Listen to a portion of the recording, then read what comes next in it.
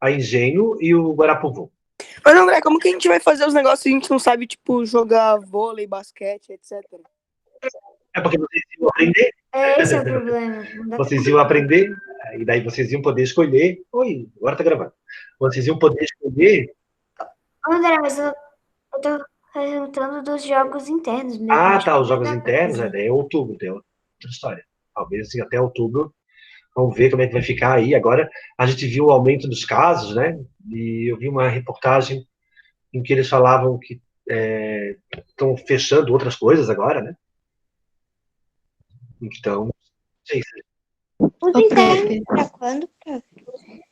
Oi? Os internos eram que data, assim, praticamente? Em outubro. Os internos eram em outubro. Naquela Semana da Criança, ali, sabe? Uhum. Fala, Maria, o que tu ia falar? Prof, eu acho que o que eu vou querer fazer quando a quarentena acabar é, sabe, quando, tipo, alguém tá fazendo aniversário, aí vai a sala toda, mais um pedaço de outra Nem sala, precisa ser aniversário. e vai pode ser todo qualquer mundo coisa comemorar relacionada à casa. o aniversário. Ah, isso é bom mesmo, Maria. Agora que vocês vão começar a curtir o pessoal do sexto ao nono, né? Fazer amizade. Nossa, André, a turma do nono inteira tava animada para fazer pegadinha com os novatos aqui. Daí eles não vão poder fazer nada, tadinhos. Pois é. Tadinhos dele ou da gente, Sofia? Deles, a gente era novato, é a tradição. Uai. A tradição é boa, Sofia. Sério? Eles iam fazer pegadinha? Eles iam fazer pegadinha com a gente? Acho que vocês se livraram, hein? Gente, quando aparecer a prova aí, vocês me avisam, tá? Já apareceu. Já tá aparecendo? Então vamos lá.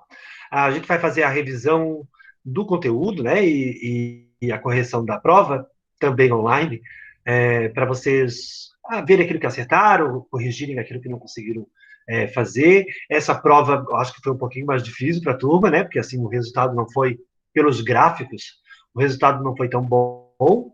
O que isso aponta, gente? Assim, aponta a necessidade de estar em aula, ok? Precisa estar em aula para ver a explicação, para ouvir a explicação, porque só ler o livro não dá conta. É tanto que eu não fico lendo livro em sala, né? Eu vou além do livro, então precisa ouvir a explicação para a gente poder conversar sobre isso, né? E daí depois, na hora que for ler o livro, daí sim, como já tem a explicação, a hora que lê aquilo que está escrito ali no livro, consegue lembrar da aula. Um outro jeito é rever as aulas, eu já tinha falado isso para vocês, né? Pegar lá no site da escola as aulas e rever a explicação.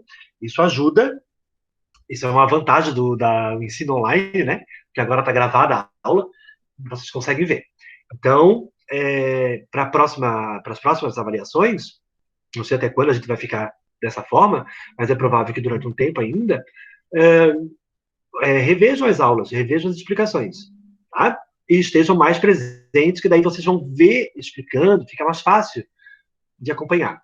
Os alunos que estão sempre mais presentes, eles têm se saído melhor nessas avaliações, certo? Vamos lá.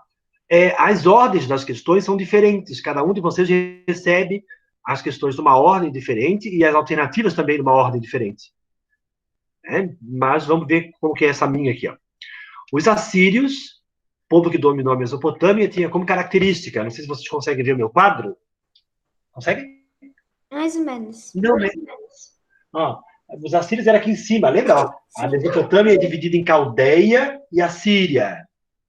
Os assírios é um povo que veio lá de cima das montanhas. Tinha como característica a realização no campo da astronomia, não. As trocas comerciais realizadas com os fenícios, também não. Inclusive, eles vão dominar os fenícios. O militarismo organizado... André, isso que significa... Isso que o país lá é Síria? Porque vem dos assírios? Porque não. é perto, não é? A Síria sim. A Síria fica ali. Uma parte da Síria fica ali. Entendi. Então deve ser, talvez. A característica a maior parte de vocês conseguiu acertar. Olha aqui, 64% dos alunos conseguiu acertar. A característica dos assírios é o militarismo organizado e cruel. Lembra que no livro falava sobre isso, né? O livro fala que os assírios dominaram o cavalo, faziam carros de guerra, usavam armas de ferro, eram extremamente violentos, cortavam o dedo, cortavam a mão. O livro contava um pouco da crueldade dos assírios quando dominavam o povo. Era uma característica bem marcante dos assírios, tá? Essa crueldade, diferente dos Hicsos. Os Hicsos também usavam cavalo de guerra, cavalo, isso já dá uma guerra diferente, tá, gente? O uso do cavalo é uma guerra completamente diferente, porque tu fica maior, tu fica mais ágil com o cavalo. Mas os Hicsos não tinham essa crueldade, esse caráter cruel que os assírios tinham. Então, aqui a alternativa certa, o que caracterizou os assírios, um povo que dominou a Mesopotâmia, foi o militarismo. A maior parte da turma acertou, ó. O roxinho qual é? Construção de pirâmide? Ah, ninguém. Não, alguém, né? 5,9. Gente, pirâmide só no Egito. Tá? Ah, os maias e os astecas também. Os maias e os astecas também faziam. Só que no caso dos maias e astecas, não era uma pirâmide, não era um túmulo. Era para sacrifícios, né? Isso, era para subir, era um altar. A diferença é, a pirâmide egípcia é um túmulo, a pirâmide asteca é um altar. Eles subiam e lá no topo eles faziam sacrifício para os deuses, toda a oração para os deuses, etc. A segunda questão na minha prova, também sobre os assírios. Essa aqui foi difícil de fazer, né? Porque está bem dividido ali. Ó. Os assírios, que desceram da Síria, na Mesopotâmia, ocuparam o território entre os rios e expandiram seu poder, inclusive, no reino de Cuxi. Sobre eles, é incorreto afirmar que o reino de Cuxi é um reino que tem aqui em cima das montanhas da Núbia, lá onde nasce o rio Nilo. Lá vai se formar o reino de Cuxi. Que a gente já viu, né? A gente estudou o reino de Cuxi. Lá depois do Egito. Sobre eles, os assírios, é incorreto afirmar que na Síria criavam animais e domesticaram o cavalo, acho que deve ser. É só botar em cima o mouse, André, que daí aparece ela completa. Ah, boa. E domesticaram o cavalo, por exemplo. Tá certo? Olha lá, a região da Síria é uma região montanhosa. Olha a diferença. Aqui está a Mesopotâmia. Aqui é a Caldeia, que enche. Aqui é a região mais alta, é a Síria. Então, aqui não dá de plantar. Aqui dá de plantar. Então, aqui eles vão criar animais e vão domesticar o cavalo. Ficaram conhecidos pelo desenvolvimento agrícola e desvio dos rios Tigre e Eufrates para fertilizar suas terras. Não, ó. A parte agrícola é essa daqui, ó. A Caldeia. Os assírios é a pecuária. A criação de animais. Então, seria essa dali. Quantas pessoas depois, cavalo nos combates. Olha, essa daqui tem a ver com a primeira, tá vendo? Ó? Ela está certa, vamos pela lógica. A primeira falava do cavalo. Aqui fala novamente do cavalo. Utilizavam armas de ferro mais resistentes e desconhecidas dos outros povos, o que ajudavam nas sucessivas vitórias. Novamente, está falando de guerra. Os assírios, como quem acertou primeiro tinha que acertar essa, né? Criaram um cavalo de guerra menor e mais ágil que auxiliou seu domínio sobre extensas regiões. Então, está vendo como todas elas vão falar sobre guerra, sobre o domínio assírio, só essa daqui que fala da agricultura, que não é uma característica. Justamente por isso, ó, é que eles vão invadir a Caldeia. Como eles não são bons em agricultura, eles vão dominar a região que é boa, a Caldeia, que era onde estavam os sumérios, os caldeus, aquela parte mais embaixo da Mesopotâmia. Então, nesse caso aqui, 23% da turma, eu nem sei quanto. 4 alunos? 4 alunos acertaram. Vamos ver essa. Essa aqui foi mais tranquila. Assinale a alternativa incorreta a respeito da Mesopotâmia. A palavra Mesopotâmia significa terra entre rios e ficava entre os rios Tigre e Eufrates, tá certo? No meio, né? Mesmo sendo a agricultura a principal atividade econômica, especialmente na Caldeia, ó, tá vendo? Outras também se desenvolveram em relativa importância naquela época, como o comércio. Lembra que nós falamos sobre isso? É terra de passagem. Então, é uma região que faz muito comércio, muitos povos passaram por ali, faziam comércio com os mesopotâmicos, porque ela fica bem no cruzamento dos 3 continentes. Pois, a agricultura era possível por causa das cheias do rio Tigre e Eufrates. Tá certo também?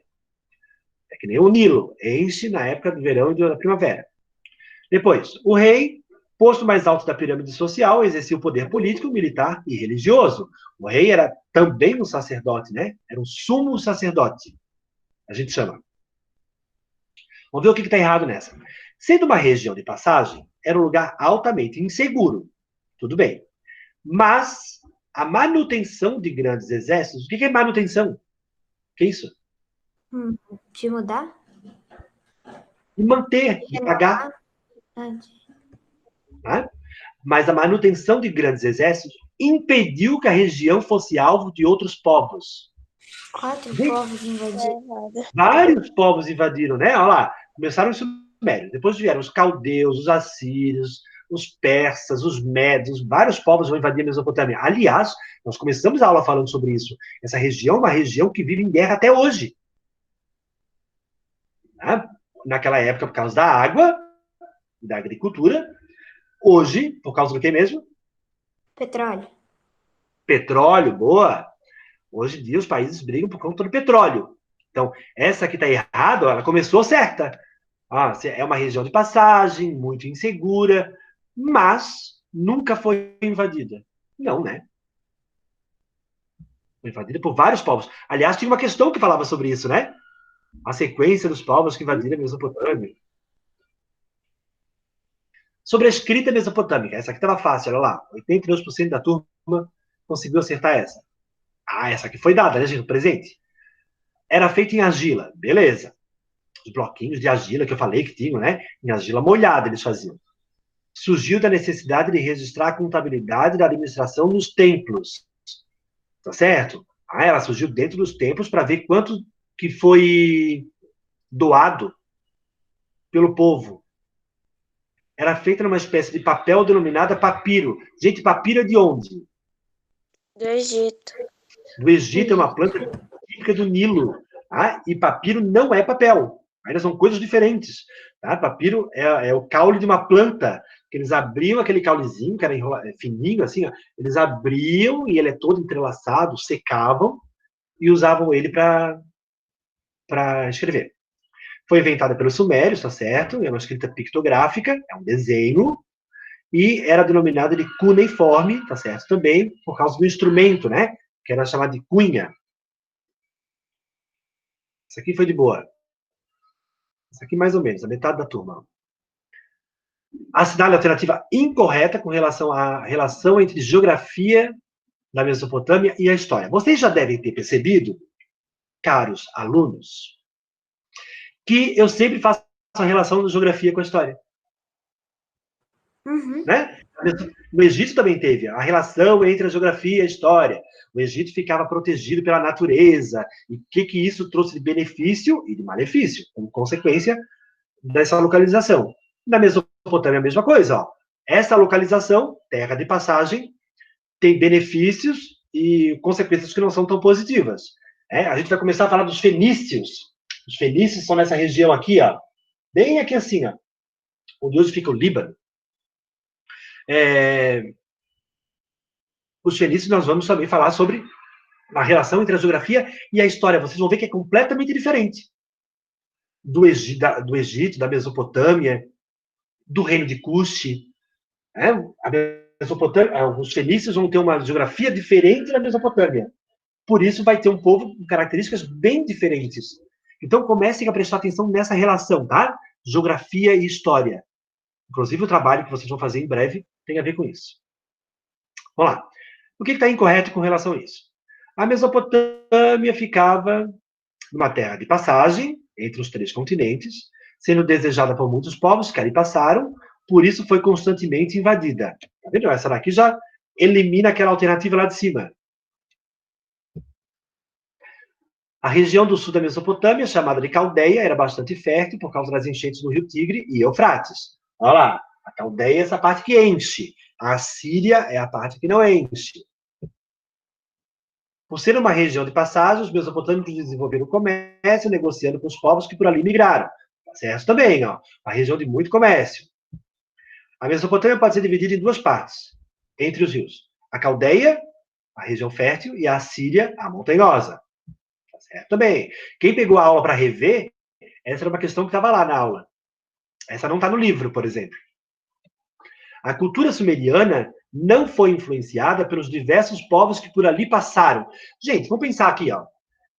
Vamos lá, juntos, raciocinar. O caso do Brasil. Os indígenas estavam aqui. Chegaram os portugueses, foram trazidos à força os africanos, depois chegaram os alemães, os italianos, os orientais. Esses povos que chegaram depois não influenciaram na formação da cultura brasileira?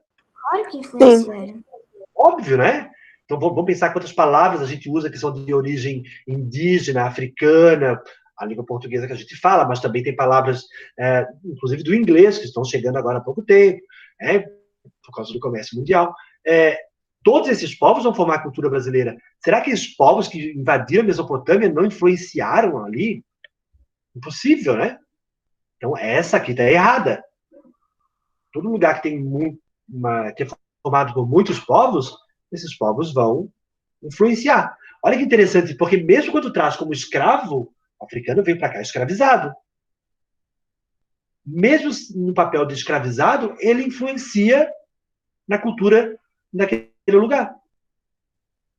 Porque ele vem num papel de submissão. Ele vem para trabalhar obrigatoriamente, mas mesmo assim, a cultura dele acaba sendo inserida naquela região. Essa estava fácil. 76% da turma. Isso significa quantos alunos vão ver? 13. Código de Hammurabi. É um conjunto de leis baseadas na lei do talião, olho por olho, dente por dente, reunido pelo rei babilônico Hammurabi, e se trata de diversos aspectos da sociedade, indicando as penalidades que cada acusado deveria sofrer, de acordo com o crime cometido e com a posição que ocupava na sociedade. Lembra? Isso aqui precisava de uma leitura atenta mesmo da alternativa. É um conjunto de leis que dizia o que acontecia com quem cometia um crime, e isso dependia de cada classe social, porque eles eram tratados de formas diferentes. Lembra que nós falamos isso em sala de aula? Se um nobre quebra o braço de um camponês, o camponês não pode quebrar o braço do nobre, não tem lógica. Eles pensavam, né? Uma pessoa pobre... Opa, alguém deixou entrar. Não tem lógica uma pessoa pobre querer... Marina sempre chega no final da aula, né?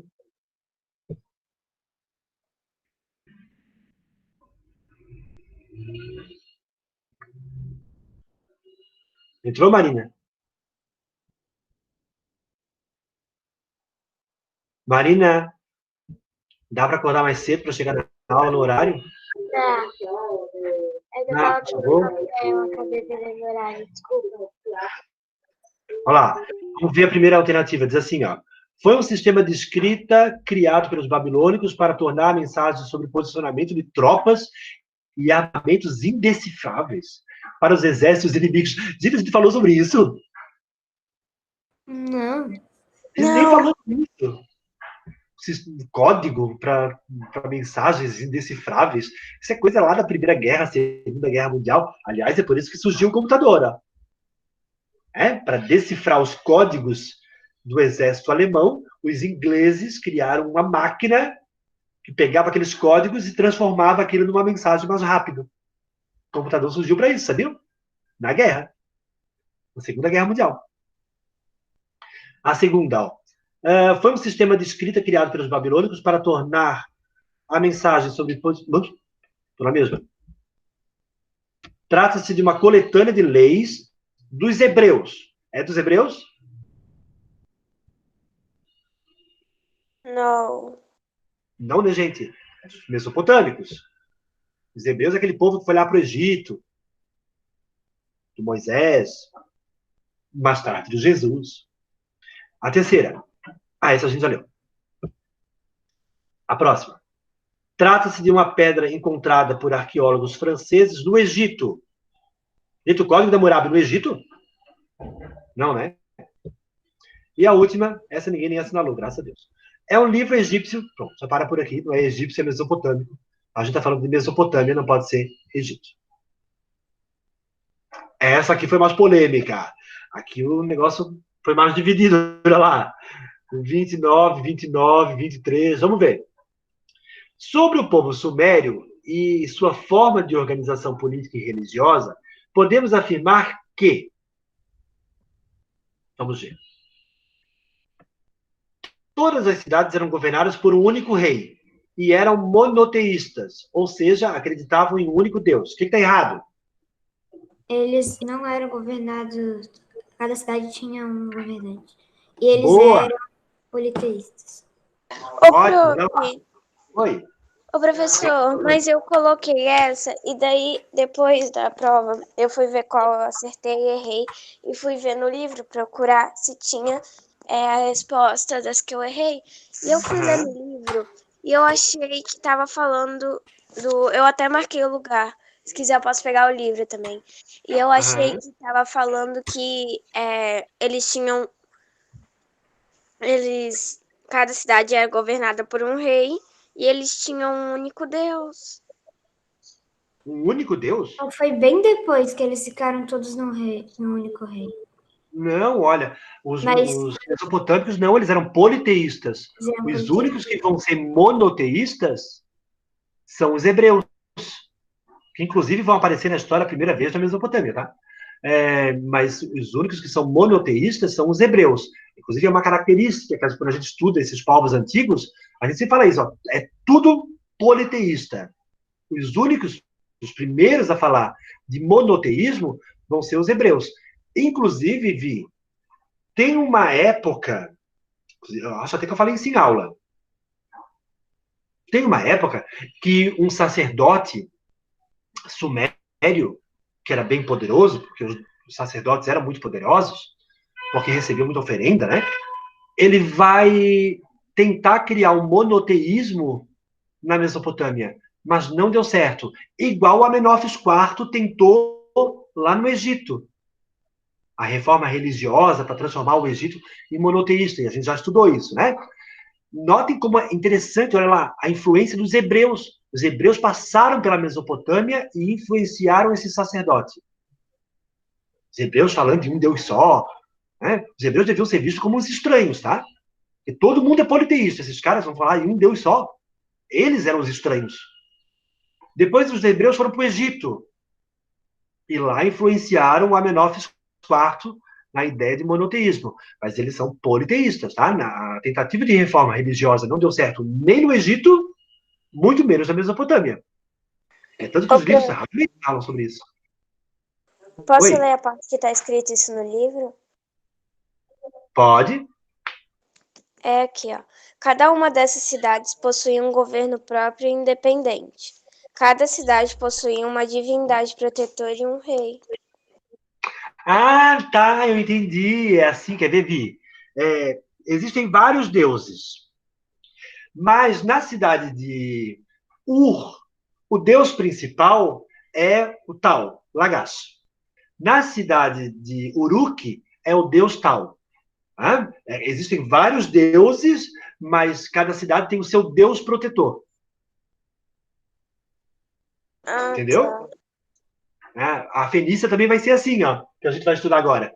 Tem várias cidades, estados, que a Fenícia também não existiu, a Fenícia, igual os sumérios, né? E cada cidade tinha o seu deus protetor. O que era mais André, cultuado. existe Aqui na Grécia. um reino principal, como se fosse uma capital, assim, da Mesopotâmia? Os sumérios não.